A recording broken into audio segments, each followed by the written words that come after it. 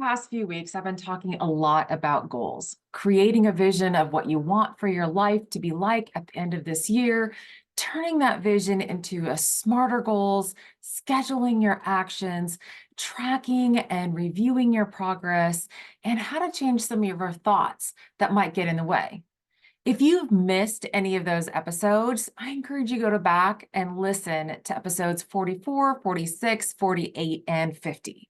But today I'm going to talk about ensuring progress is made by taking your goals and thinking of three different levels of achievement for each goal: minimum, target, and outrageous. Most goals we write are binary, which means we either do them or we don't. When we achieve them, we feel great. If we don't achieve them, we feel bad.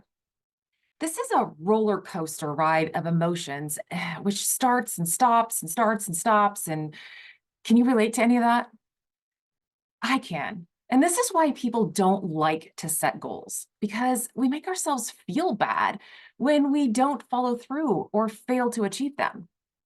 There are a variety of reasons we may not achieve the goals we set out to. We start with high expectations for what we want to accomplish, but life can get in the way. You get sick, your kids might get sick, you have morning meetings, you're on vacation, work demands, holidays, you name it. Some life circumstances get in the way of us achieving our goals. We can easily derail ourselves by missing the mark. Oh, I screwed up and ate what I said I wasn't going to. So we then make poor choices the rest of the day, sometimes multiple days at a time.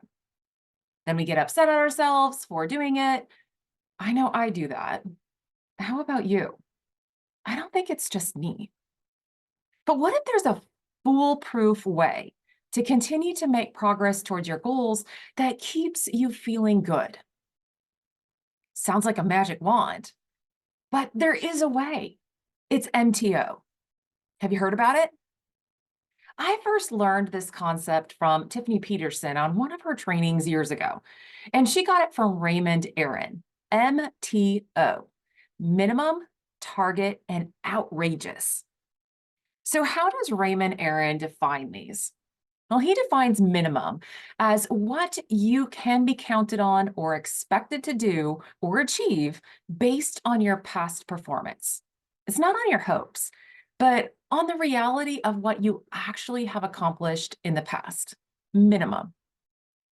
Your target is the stretch, which is slightly beyond what you know you can accomplish, what you normally do. So it stretches you a little.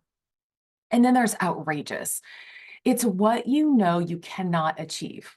I kind of think of it as the impossible goal.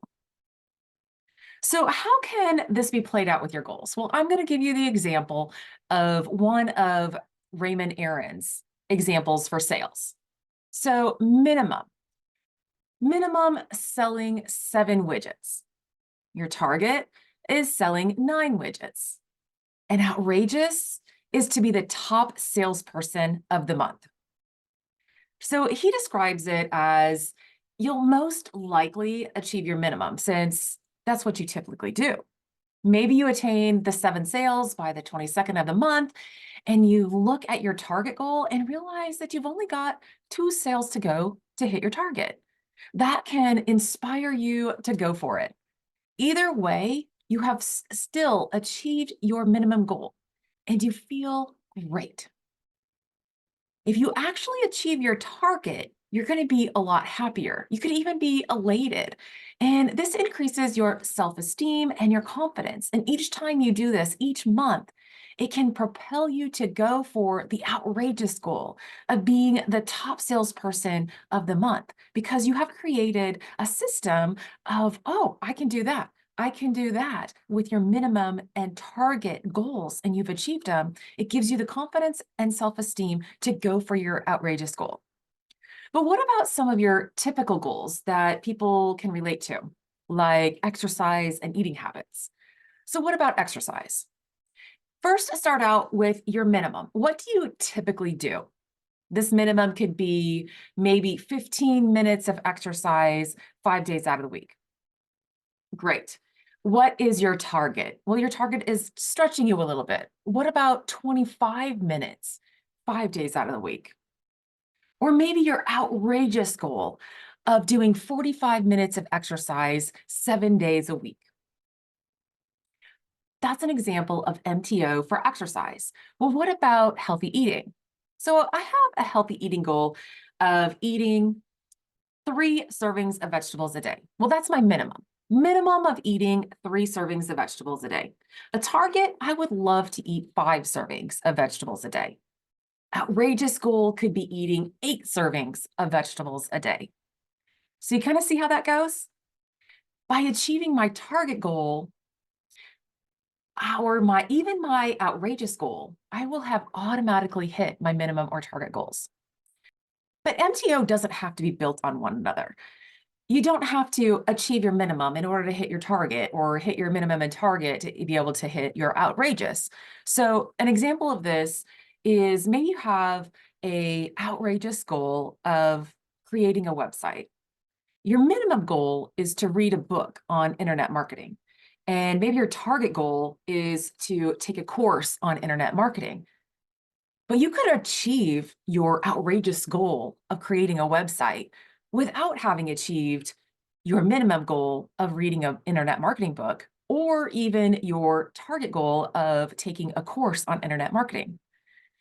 You achieve your outrageous goal, you are going to be ecstatic, ahead of schedule, because you didn't spend time reading or taking a course. You found a different way to achieve your outrageous goal without having to go through your target and minimum goals. So that's how Raymond Aaron thinks of it.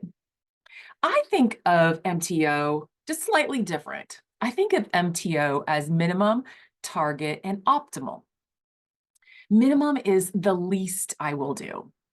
Target is really what I'm aiming for. And optimal is ideally what I'm striving for. It's a stretch, but it's doable. So for example, in exercise, my minimum standard is 10 minutes of exercise. But often once I get going, I'll just keep going because I'm doing it. My target is actually about 20 to 30 minutes of exercise, at least 5 days out of the week. My optimal goal is to have 45 to 60 minutes of exercise 5 days out of the week. But we have some of these other things in our normal life that we could also apply this to. So for example, cleaning my house.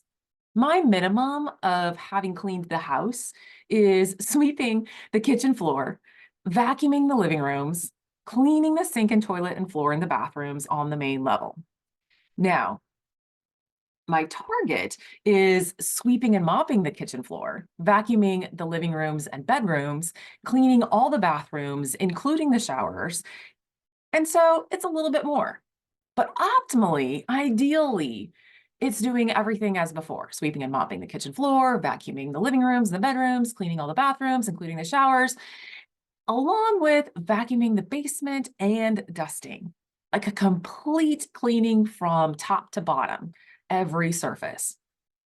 So what are your goals for this year? And how could you rewrite them into the MTO format, where the minimum is what you normally do, then creating a stretch goal for your target, and then a seemingly impossible, outrageous goal to strive for? Or you can view it as my last examples as the least you will do, which is the minimum, what you really want to do, your target, or by completing what you ideally want to achieve, your optimal goal. Either way, by just achieving the minimum, you will feel good. You'll create motivation, momentum, and confidence to stretch yourself to continue to achieve your target, or maybe even your optimal or outrageous goals. Thank you for joining me today. Next week, we're going to start a series on the top communication barriers and what you can do to improve them so you can have better responses in your relationships. And don't forget to join me on Friday when I interview Jason Haglund from the Stepping In It podcast.